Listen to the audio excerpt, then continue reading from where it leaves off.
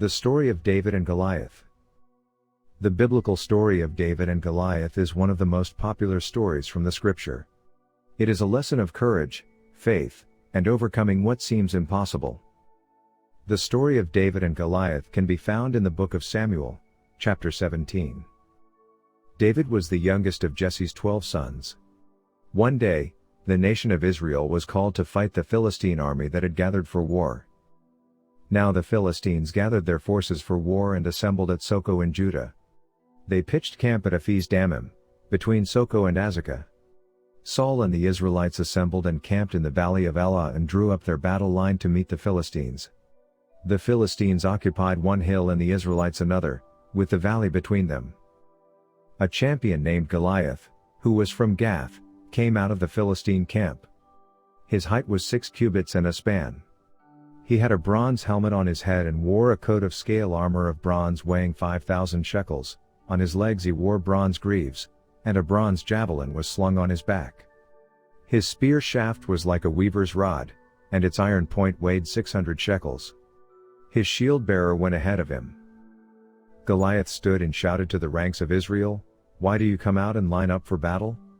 Am I not a Philistine, and are you not the servants of Saul? Choose a man and have him come down to me. If he is able to fight and kill me, we will become your subjects, but if I overcome him and kill him, you will become our subjects and serve us." Then the Philistine said, "This day I defy the armies of Israel. Give me a man and let us fight each other." On hearing the Philistines' words, Saul and all the Israelites were dismayed and terrified. Now David was the son of an Ephrathite named Jesse, who was from Bethlehem in Judah. Jesse had 8 sons, and in Saul's time he was very old. Jesse's 3 oldest sons had followed Saul to the war. The firstborn was Eliab, the second, Abinadab, and the third, Shammah. David was the youngest. The 3 oldest followed Saul, but David went back and forth from Saul to tend his father's sheep at Bethlehem. For 40 days the Philistine came forward every morning and evening and took his stand. Now Jesse said to his son David, "Take this ephah of roasted grain and these 10 loaves of bread for your brothers and hurry to their camp. Take along these 10 cheeses to the commander of their unit.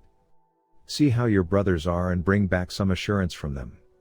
They are with Saul and all the men of Israel in the valley of Elah, fighting against the Philistines."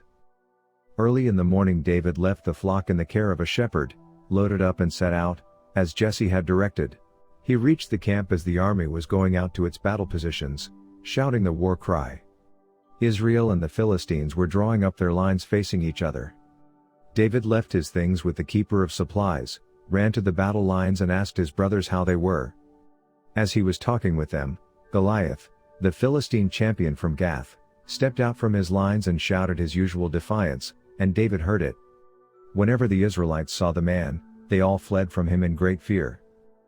Now the Israelites had been saying, "Do you see how this man keeps coming out? He comes out to defy Israel. The king will give great wealth to the man who kills him. He will also give him his daughter in marriage and will exempt his family from taxes in Israel." David asked the men standing near him, "What will be done for the man who kills this Philistine and removes this disgrace from Israel? Who is this uncircumcised Philistine that he should defy the armies of the living God?" They repeated to him what they had been saying and told him, "This is what will be done for the man who kills him." When Eliab, David's oldest brother, heard him speaking with the men, he burned with anger at him and asked, "Why have you come down here? And with whom did you leave those few sheep in the wilderness? I know how conceited you are and how wicked your heart is. You came down only to watch the battle." "Now what have I done?" said David. "Can't I even speak?"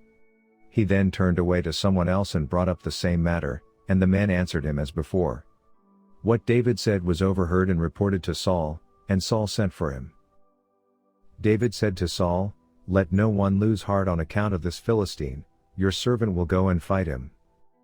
Saul replied, "You are not able to go out against Goliath and fight him, you are only a young man, and he has been a warrior from his youth."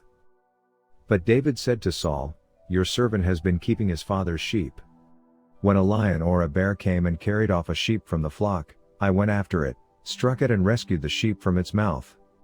When it turned on me, I seized it by its hair, struck it and killed it. Your servant has killed both the lion and the bear. Goliath will be like one of them, because he has defied the armies of the living God. The Lord who rescued me from the paw of the lion and the paw of the bear will rescue me from the hand of this Philistine." Saul said to David, "Go, and the Lord be with you." Then Saul dressed David in his own tunic. He put a coat of armor on him and a bronze helmet on his head. David fastened on his sword over the tunic and tried walking around, because he was not used to them. "I cannot go in these," he said to Saul, "because I am not used to them." So he took them off. Then he took his staff in his hand, chose 5 smooth stones from the stream, put them in the pouch of his shepherd's bag and, with his sling in his hand, approaching Goliath. Meanwhile, Goliath, with his shield bearer in front of him, kept coming closer to David. He looked David over and saw that he was little more than a boy, glowing with health and handsome, and he despised him. He said to David, "Am I a dog, that you come at me with sticks?" And the Philistine cursed David by his gods. "Come here," he said, "and I'll give your flesh to the birds and the wild animals." David said to Goliath, "You come against me with sword and spear and javelin, but I come against you in the name of the Lord Almighty, the God of the armies of Israel, whom you have defied.